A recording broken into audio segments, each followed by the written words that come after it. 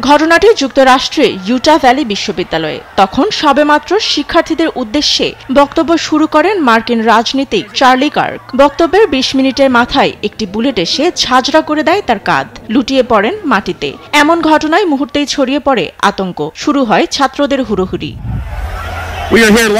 ঘটনাস্থলে থাকা নিরাপত্তা বাহিনী তাকে দ্রুত উদ্ধার করে হাসপাতালে নিলে চিকিৎসাধীন অবস্থায় মারা যান মার্কিন প্রেসিডেন্ট ডোনাল্ড ট্রাম্পের এই ঘনিষ্ঠ রাজনীতিক। এ অবস্থায় থমথমে ইউটা অঙ্গরাজ্য। ১৫ তারিখ পর্যন্ত বন্ধ ঘোষণা করা হয়েছে বিশ্ববিদ্যালয়। একে রাজনৈতিক হত্যাকাণ্ড বলছেন ইউটা গভর্নর। চার্লি কার্কের মৃত্যুতে প্রভাবশালী মিত্র হারালেন ট্রাম্প। শুধু বন্ধুই নয়, একজন ডানপন্থী রাজনৈতিক কর্মীও ছিলেন তিনি।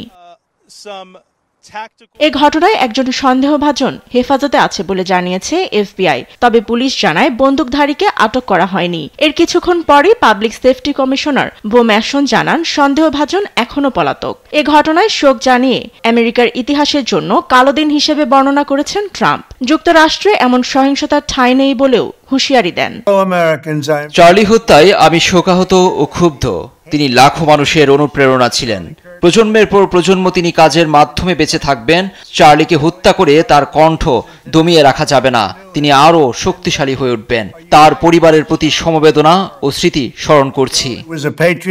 জাতীয় পতাকা অর্ধনমিত রাখার নির্দেশ দিয়েছেন ডোনাল্ড ট্রাম্প। শোক জানিয়েছেন ইসরায়েলি প্রধানমন্ত্রী বিনিয়ামিন নেতানিয়াহু, মার্কো রুবিও ও বারাক ওবামা সহ আরও রাজনৈতিক নেতারা।